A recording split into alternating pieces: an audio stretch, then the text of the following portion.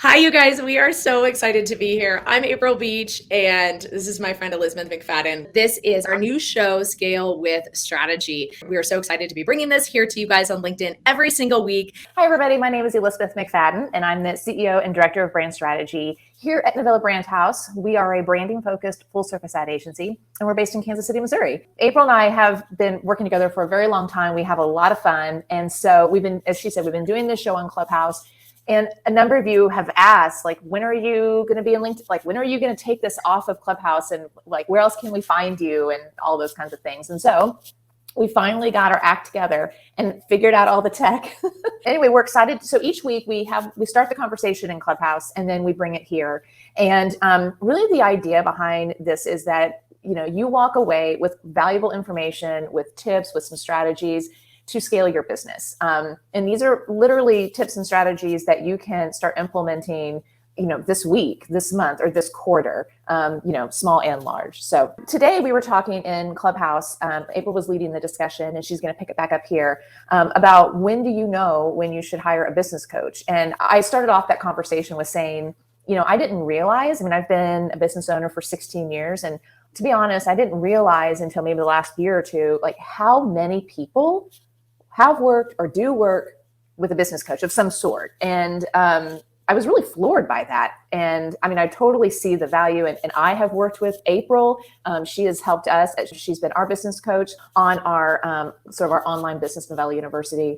And so I understand the value, but how do you start? So we're super excited to be here with you guys. My name is April Beach. I am the founder of the Sweet Life Company, and we help companies, actually experts, thought leaders, consultants, coaches, and niche service-based businesses like Novella Brand House scale online beyond $1 million. And we do that through engineering online offers and strategies and custom business models. And I've been doing that for now coaching businesses for 26 years. And so Elizabeth and I have been working with businesses and helping them grow and scale for a really long time. And I'm also a client of Novella's, and they take care of our brand strategy for us. And so it's a great relationship, and we're super excited to be talking to you guys here, right? So we want to deliver you high value, short time. So there's going to be a specific niche strategy or consulting or, coaching topic that we're going to rotate bringing every single week to you guys. So you can get this information and really look at it and either start implementing it right away or put it into a parking lot, because you're going to clearly be able to see if you do, or if you don't, maybe need to implement this strategy.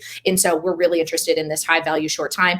For today, one of the things we talked about and what I want to chat a little bit about here today is really what is the difference between a coach and a consultant and a mentor. If you Google these things, it's still kind of a gray and fuzzy area. So I want to share with you how I break them down, how I define them. And as a business coach, this is how I see these different roles to help you determine if you are in this place where you need to grow or you need to press through, a barrier that you may be having in your business. What type of person, leader, individual do you need to get you to the next level? And so I use the word coach loosely, and that can apply to consultant or strategy as well, just in this case.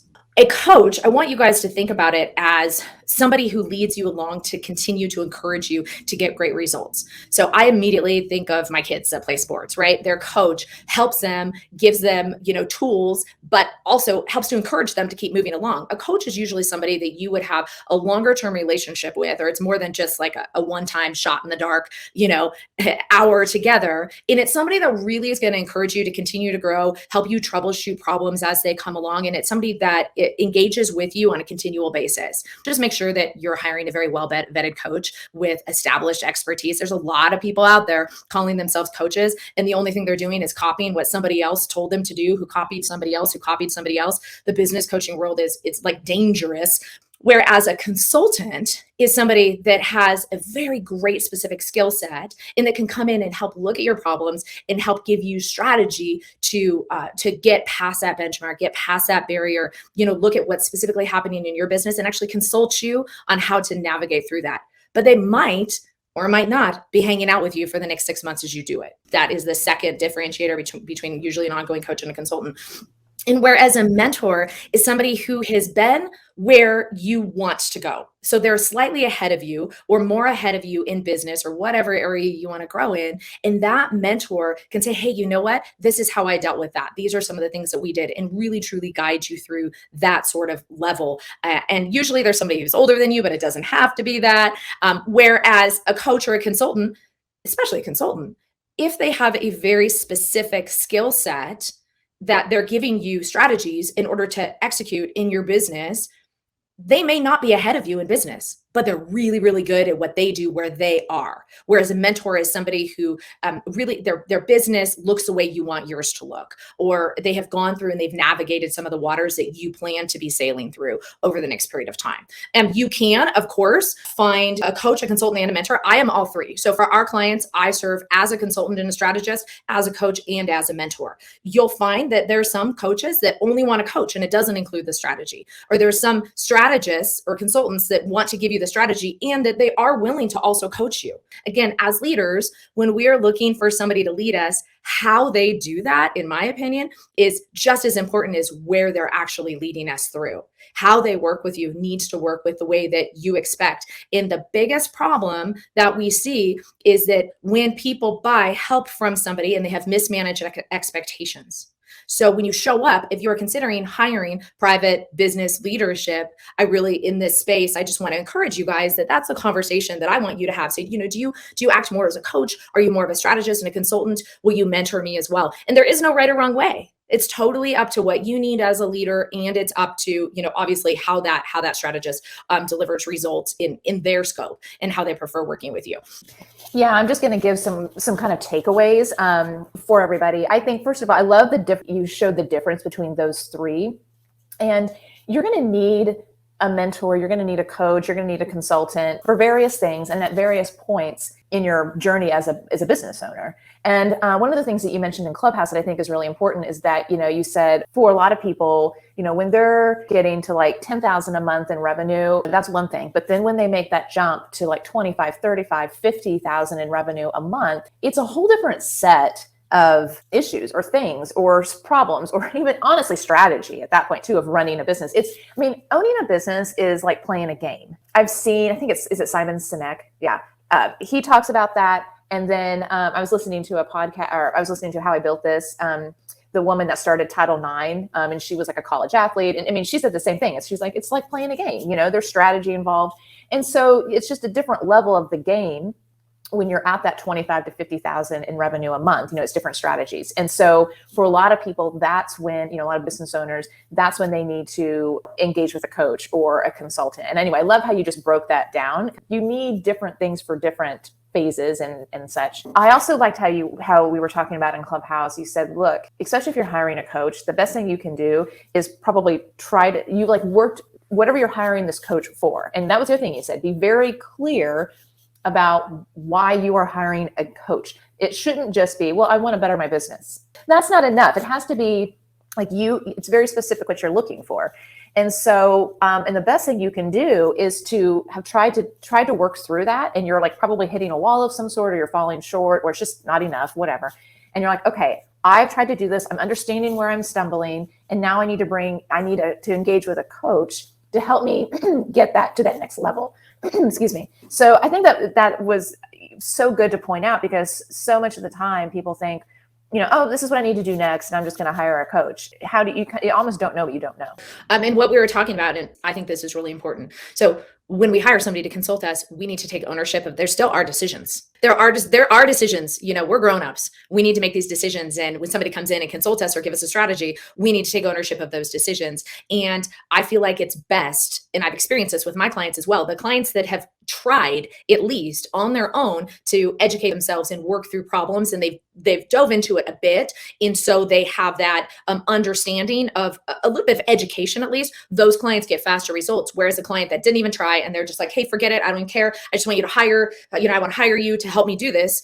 Can we do that? Yes, of course. People pay us for speed, but it's the businesses that have an educational foundation in what we're doing that take ownership faster. And the faster that somebody takes ownership of their own strategic decisions in their business, the faster results that they're going to get in that. Sometimes there's a lag time when you consult a business that really just frankly has no clue, where you'll give them the strategies and the recommendations and start working with them in the process. And they have to go through their own then period of time to start looking into it, start doing it. And actually it really stretches out the results they're going to get. So I just am an advocate. Before I hire any mentor or any strategist to work with us, I've already looked into that. I've listened to the podcast. I've listened to the Audible books. I've read things. I've tried to delegate it within our own teams already. And I am an advocate for that. And I think frankly, it gives us faster results when we have an area of understanding at least. And then also, how are we then going to know what done looks like? As business owners, as entrepreneurs, we take ownership of the done. Also, this is also an important point to make when you're interviewing for a business strategist or consultant. Your version of what done looks like might be totally different than theirs. And so if you in your mind, because every time we make an investment, we want it to be great investment. And a lot of times, we have like this Disneyland when in fact we're, only building the Matterhorn, right? With that work, right? So you need to have that conversation with that strategist and say, hey, what is that end result? What is that transformation of me working with you actually going to look like? Because in most cases, we as the buyer want to get all the way to Z. But that strategist or consultant, based on their methodology, may in fact only be able to get you to C or F. And so those are important conversations to have as well. And you can't actually have those conversations until at least you know what the heck you're talking about to some degree. And then the other thing that you made, and I'll just land on this because I want to make sure we're respectful for our time in here, is yes. So as entrepreneurs, we rock at the creative stuff, right? Like we're starters, we're big picture thinkers. Think of Michael Gerber and the E-Myth. We all usually operate really high in that entrepreneur section and then pretty great in the technician as well. But it's kind of that manager in the middle that natural entrepreneurs, we kind of struggle at. I totally struggle at that. I'm definitely weak in that area for sure. And so the strategies that get our service-based business is what I'm strictly a consultant strategist for service-based businesses here. So that is what this refers to. But when we use these strategies, what gets us to 30K, monthly reoccurring revenue is a different strategy than what we need to get to 50 and 60K a month, because that creative, hustle, the things that were happening in the beginning that we needed to do that frankly, only you guys can see, because you're the creatives, you're the genius, it's your IP, you're excited about it and you want to extract it from your brain and you can build it and you're going to make it happen. Okay, well now they're a reality and you're at 30 and 35K a month and it's like, okay, so the strategies that we need to get from 30 to 50 to 60K a month and beyond into $1 million service-based business, a coaching or consulting or a niche expert business, totally different strategies. And that's usually a great point when it's time to bring in a strategist that is an expert in those areas that we need to be great delegators and learn how to give up control. But those strategies, in fact, usually aren't the ones that we really need to double that and get us to the next level. So in landing and wrapping up here in our scale with strategy, if you are looking for a private business coach, just keep these things in mind. How much money are you making each month? How do you want that coach to actually engage with you and operate? Are they solving a specific problem for you? If you're looking for just the unicorn to come along, maybe try to find a mentor. Maybe if you aren't even sure what you need yet, try to find a mentor who can look into your business, who's been there and give you some insight into that as well. So with that being said, this was fun. I don't think we killed the tech. I'm looking. No, I think we're, sorry, I can't get my earpiece in there. No, we did it. Well, so what I realized that we forgot is that we should have pinned the link to your awesome worksheet that you shared in Clubhouse to the event. So noted, we'll do that next time. But how can people get that? So tell them what you shared in Clubhouse, that worksheet, because it was awesome. And how can they get that download? Oh yeah. So I'm here in StreamYard and it says I can't post comments in LinkedIn. I'm going to come back in the event, you guys, and I will post the link to this. So it'll be in the comments here below this event after the event has ended. I did know to add that tool we're always going to bring you guys some sort of a tool each week that you can use to implement right away. And so we'll add that to what we're talking about moving forward. So I have 26 coach interview questions. And it's actually just a 2-page worksheet you guys can download and print. And when you are meeting with somebody that you're considering to guide and lead you, just go through and you can just jot down their answers right there. And yes, there are some very typical questions as far as pricing and payments and guarantees and those things. But there are some questions in there that I think are really important to ask. So as leaders, when we're hiring somebody to lead us, the questions that we ask are a little bit different than just really surface level for the end result and the transformation you guys expect. And those questions I have here in the coach interview question cheat sheet. It's like 26 coach interview questions. So I'll make sure that's in here for you guys. Yeah, that's awesome. Okay, so if anybody has any other questions, you can hit April up directly here on LinkedIn, and we'll be back next week. So I'll be leading next week, and we're talking about launching a successful brand. So I'm really excited about that. it'll be a good one, and all kind of through the lens of, you're a scaling company or you're planning to scale and what that looks like. So, okay, we did it. We didn't kill it. Didn't All kill right. it. Okay. All right. Thanks, Bye, you guys. everybody.